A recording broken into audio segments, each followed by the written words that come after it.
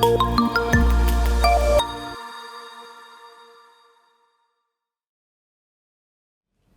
everyone and welcome back. Today we're all about the DNA of Capgemini. We're going to go through who we are and what we're about. I'm Biliana and I'm joined here by Denisha, Ryan, wait for it, Anna, and Ryan. There's two Ryans, so don't get confused. I'm going to let everyone introduce themselves and then we'll get straight into it. So Denisha, start us off. Hi, I'm Denisha. I'm a CMD apprentice and a Scrum Master. I'm Ryan, I'm a software developer at Cap and an next degree apprentice. Hi, I'm Anna. I'm a digital technology degree apprentice at Cap and I'm an applications consultant. Hi, I'm Ryan. I'm an infrastructure technician. It's basically a fancy word for tech support. Nice. Okay, so I'm going to start off on a lighter note. We're going to talk about something that everyone knows about. The 7 core values. The heart of Capgemini. So for those of you who don't know, I've written it down because I always forget one or two. But the 7 core values are fun, boldness, modesty, honesty, team spirit, trust, and freedom. That is like, I mean, we all know it. We speak about it every day. Everyone knows it. Everyone shares the values. So my first question is very easy. What's your favourite one?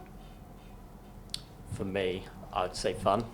Fun? Yeah, because I think there's two sides to the fun. There's the fun of enjoying going to work with all your colleagues, all the people you interact with, you know, at lunchtime and everything, go play on the pool table, go out for lunch.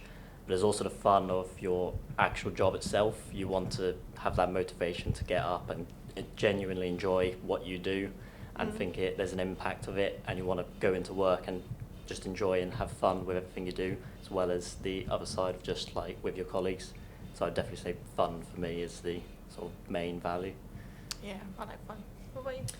I think maybe like team spirit, because I think that Cap is a really like supportive place to work. Like everyone's looking out for each other.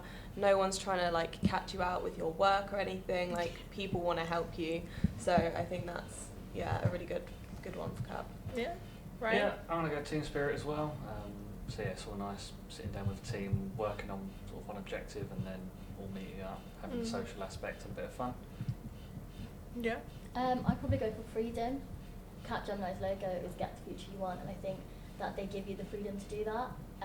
You can have like open conversations with anyone to discuss if you're not happy, if you want to move job roles. There's always that opportunity and someone to talk to, which is something I think Capgemini do really well. I agree. I don't actually have an answer to this question. I like modesty. I think it's an odd one, but it's my manager's favourite one as well. She kind of sold it to me, I'm not going to lie. Because I kept hearing her say, modesty's my favourite, And at first I didn't really understand that value. Like, what do you mean by modesty? And then the more I kind of got into the company, the more I realised, like, there's this inside joke. I don't actually know if you guys know the inside joke, but it's like we're the biggest company no one's ever heard of. Yeah, that's so true. Right? Like everyone's like, oh, where'd you work? Capgemini. What's that? Yeah. And we're so like global, and there's so many. We're in so many countries, and there's so many employees, and the values are literally at the center of everything, and everyone shares the values. But the modesty value is like, you know, we're such a big company, but we work with so many different clients, and we can't always know everything. Like, we have to be humble enough to say, you know, we're here to advise you and consult you and sort your problems out, but we need to like bounce off each other and sort of feed off of each other's energy and be modest enough to, you know, admit that we don't always know everything, but that's how you learn. So yeah, you've sold it to me a bit. this is what I mean. It's a weird. No, it's not a weird value. I shouldn't say that, but it's like you wouldn't think of. I haven't heard any other company who has modesty as their value. So it just stood out to me a little bit. I definitely see that in my role a lot, because with tech support there's so many sort of different areas that you can go into, and people use different programs everywhere. So around the world there's different companies, and like sort of they all work in different areas and they all have their specific area. So when people come to you going, oh, can you help me with this, this and this? It's like, no, I can't. You have to say, I'm going to send you over here. But then they might not know it, and you kind of work together between the teams, and it could be sort of worldwide, working with the teams to try and find who it is to help, and you work with the user you're working with, and yeah, you see it all the time. So this kind of feeds into values for me personally, because one of the things that attracted me the most towards CAP was their values and how sort of people-centric they are. And, you know, as someone, I joined when I was 19, and it was straight after quitting uni. And I kind of expected it to be like, sort of like in the movies, where you walk into the office and it's all dull and rigid and it's scary, right? And it was scary, but when I was kind of researching CAP, and I thought it comes across as a very supportive space, so that's what attracted me to the company. So I guess my question to you is, why CAP? Why for you? I had literally the same experience as you. So I joined when I was 19 after dropping out of uni.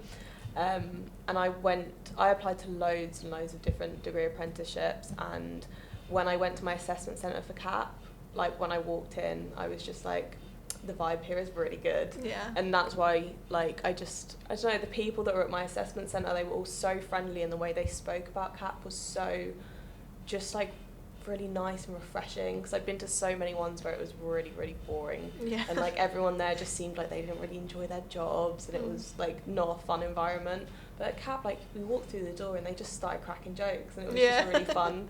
So I think that's why I chose CAP in the end. I'm with you on that one. No, I'd say it's very similar, because when I was applying I was going for many different IT jobs, and you always have that kind of initial interviews with them.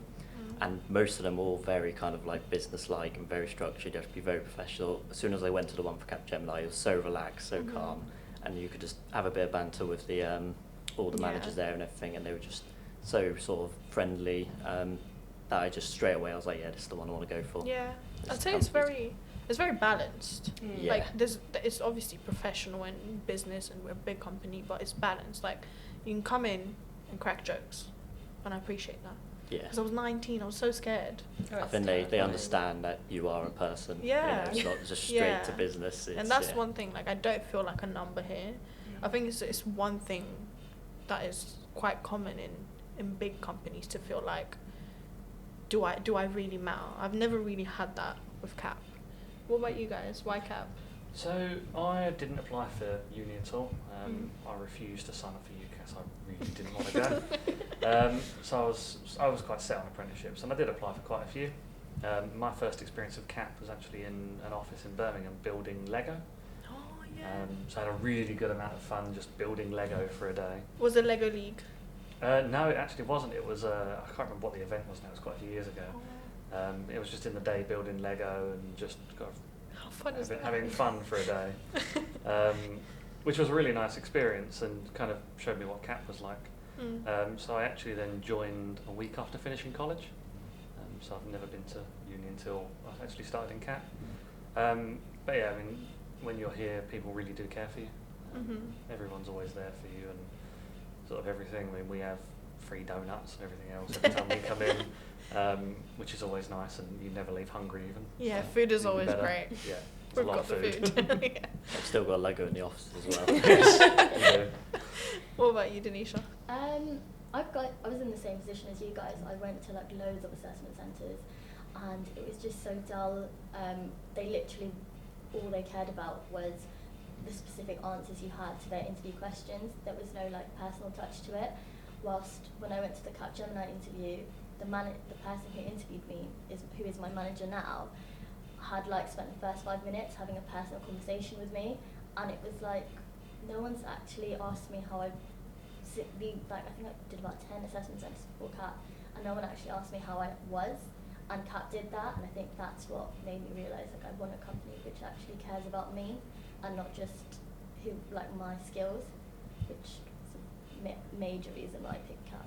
Yeah. And it's really scary when you go to assessment centres and you're like a teenager. It's really, really intimidating. And to have someone just like before they start asking you interview questions, just ask about you and like, how are you getting on?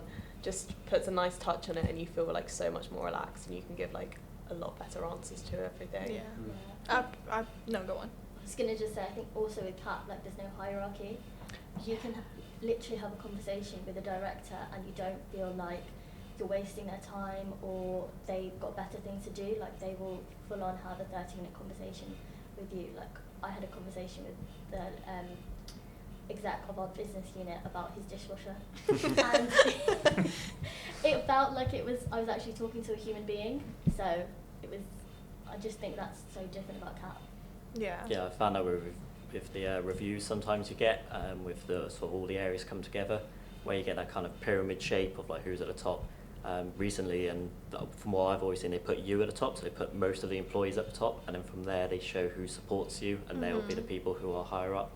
But instead of going like, oh, these people are top, you're at the bottom, they always put you at the top, and then go from there to show who can support you in what areas. I really love that though, because it doesn't feel daunting. Like that was another thing that I was expecting, like to come in and then have like several different bosses, and some of them could be standoffish, or you know they don't have time or something like that. But when I came in, like literally the first thing I was told is there's no hierarchy. Like if you decide to, back then you didn't have to book desks and the whole thing. So they told me, you know, like if you decide to sit over there, next to you could be the CEO, or you know on the other side of you could be an apprentice or someone brand new. Like there's no sort of, you don't have to, you don't need to think that you can't speak to someone just because they're very senior or whatever. I appreciate it because it opens doors for you, like to feel comfortable enough to go up to someone senior and you know that they're not going to turn your way is like refreshing for me, at least. I don't know if you guys have had any experiences where like you could go to a senior, or do you have like a go-to senior person? I've got a few. You've got a few. Yeah. Few people I speak to, For yeah. different things, like someone I go to for training who's like the high up, who's like going to sign off on it, and Yeah. then, you know, for different stuff. But they're always so friendly and so nice, and they really don't care if you're an apprentice or what grade you are or anything. Like they just treat everyone the same, and like Yeah. I do think apprentices are really valued here. Yeah. Like I thought, like you always kind of think, oh, like what if I end up just like going to get people coffee, or just like being like someone's personal assistant or something, when that's not what you've sort of signed up for. But like they really try and push you and get the most out of you. Yeah. And it's great for your career as well. So Yeah, win-win. yeah, win-win. Yeah. I think there's probably people thankful that I don't have to go and get them coffee, because it's pretty horrendous coffee. So no, you never have to do anything like that. There's always that quite nice bit whenever we're catching up with quite senior people. It's you jump on a call with them, and the first couple of minutes of the call might be focused, and then next thing you know, we're talking about the dog. Yeah. You know, you just have a general catch up on life, and it can end up going on a lot longer than you anticipate. Yeah. But it's always quite good fun. It's just quite friendly. Yeah, the daily catch-ups are always fun. Always a different topic. It always ends up on someone's pet. Yeah, yeah. I mean, I always talk Or about my someone's dog. dishwasher. Yeah, or dishwasher. Someone's dishwasher. Yeah, regular conversation, yeah. Well, kind of feeding into the whole, you know, senior members of the company. I have a few as well. I sort of see them more as mentors than anything, because they don't make me feel like, oh, you're my boss and you tell me what to do.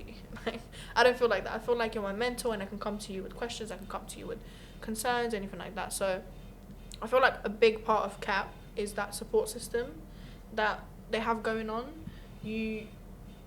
I've never felt like I can't go to someone. I've never felt alone here. So I wanted to talk a bit more about, you know, throughout your journey at CAP, how has the support been?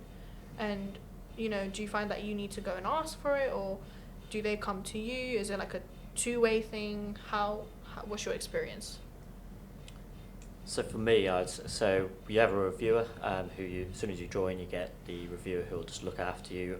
They go through everything that you do. They check up on you. We have a monthly meeting that we planned. She'll always talk to me about how everything's going, if I need any support. But she'll also give me kind of like that kind of freedom to, if I don't have anything going on, She'll help me find something new to do, or help me move through the company. Because towards the end of my apprenticeship, I didn't really know where I wanted to go further. So she gave me loads of different opportunities, even just from degree apprenticeship to just working up through the company, and then the academies, which I'm looking into more now. But she'll go through the business side of things, but also just personal stuff. Like, we have good chats, like talk about anything to her. But on top of the reviewer, you also get a buddy scheme. So I had a buddy when I started. He would just come to me with like anything and everything. He would just randomly talk to me about it. Just message just suddenly pops up, and it's just a random conversation. That happened all the time from right when I started, and I still speak to him now. So it's. Can you explain the buddy scheme for those of us who?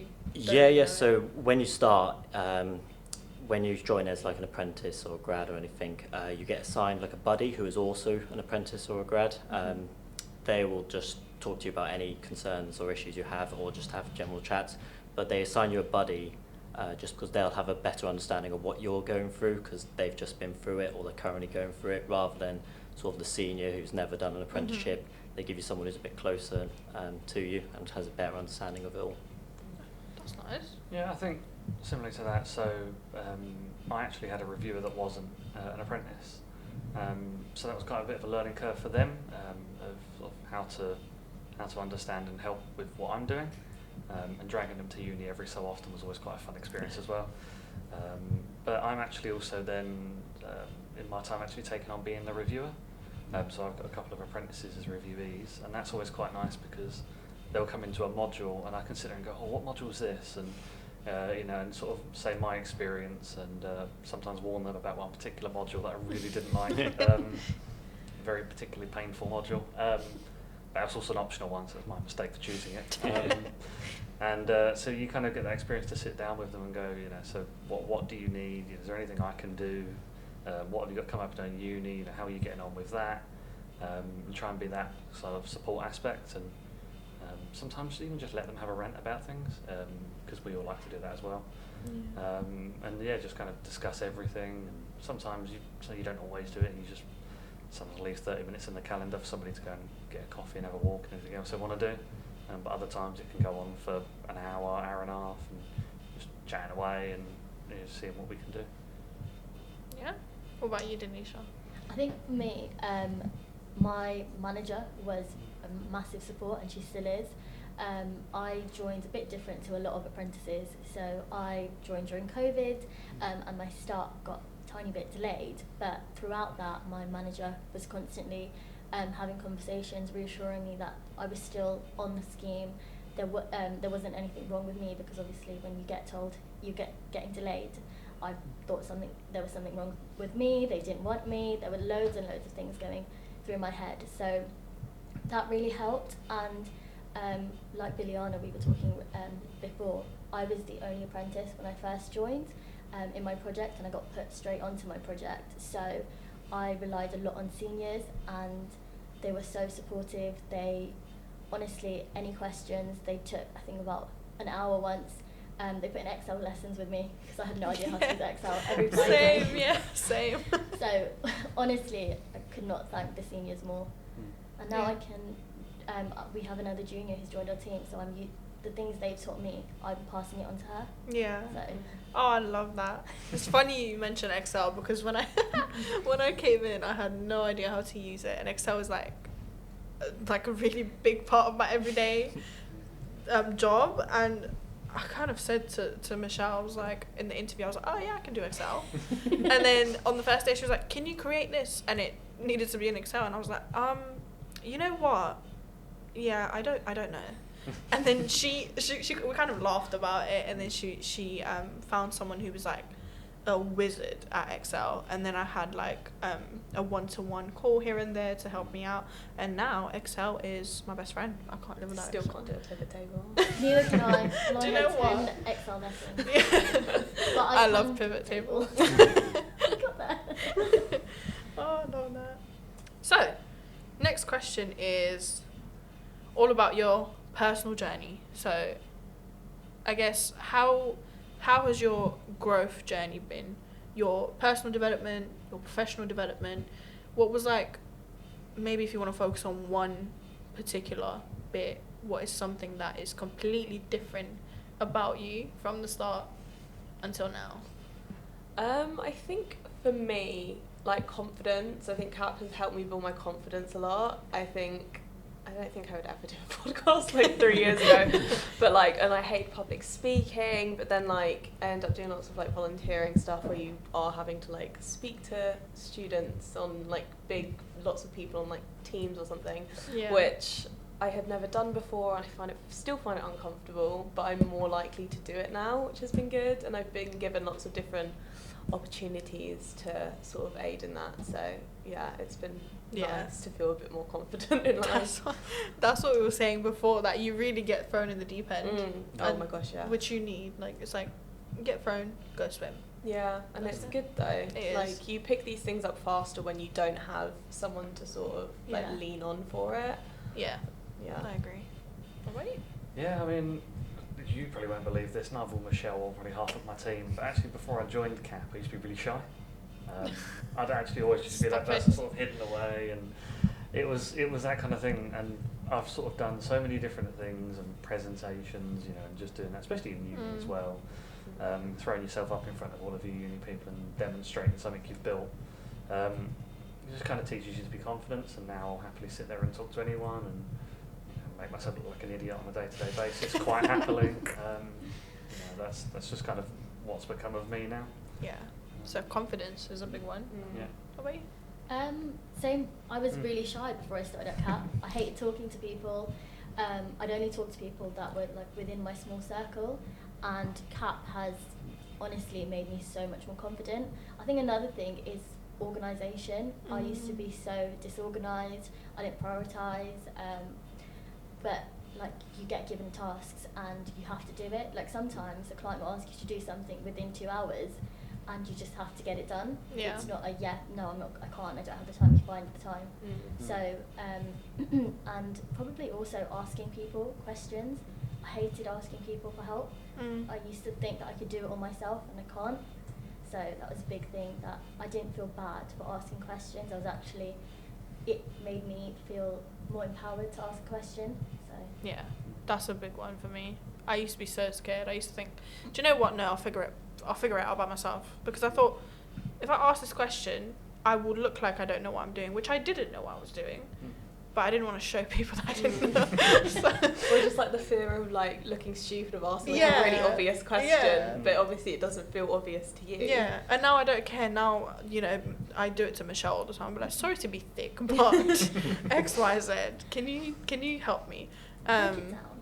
Yeah, break it down. I think for me it was asking questions, or like just being a little bit braver. And the other one was responsibility is a big thing, because when you think about it, we were all students, and we went from like just going to school, doing our homework, and I don't know, house chores, to working in a big corporate, and then working with all these clients and all these different people, and having to follow all these different rules. And like you say, like you sometimes you just get given something very urgent, and it doesn't matter what's going on, you have to do it. That's your responsibility. So I think responsibility is a big one for me. I think confidence was alright. I mean, it grew, but I was always like a people's person. I can just chat. No, I think I'd jump on the bandwagon and agree with all of you. Yeah. I think I was very similar in my role, but I think I found it wasn't like something that just quickly turned. Like, when I first started, I was just speaking to my mentor, just showing me what we were doing, and just like over time, I've just slowly picked up more and more and more. And now, like, I can just speak to anyone I want. Like, before, when someone would go, "Oh, do you want to go on a quick call?" Like, I was terrified. And so I was like, "Oh, do you want to just text?" And said, "No." Now I'm just calling everyone. Yeah. But yeah, you just slowly pick it up more and more and more until you realise how far you've come. You don't really think about it when you're going through the process. But now, looking back from when I first started to what I'm doing now, is just insane to think about. Yeah.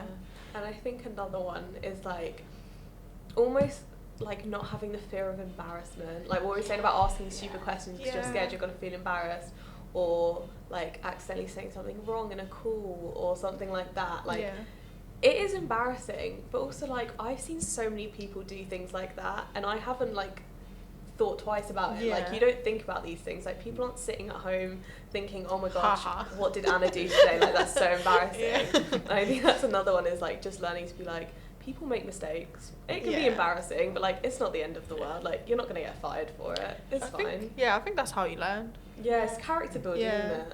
You just got to style it out. Yeah. The amount of people who were just unmuted without knowing on a call. Oh no. Multiple times, got to keep saying, can you mute? I think also, like, CAP make it very good, like, everyone has a personal life, so no one is sitting at home and worrying about what you're doing. Like, laptop shut and you get on with your personal life, and they don't make you feel bad about that, so that's another big thing I've learned.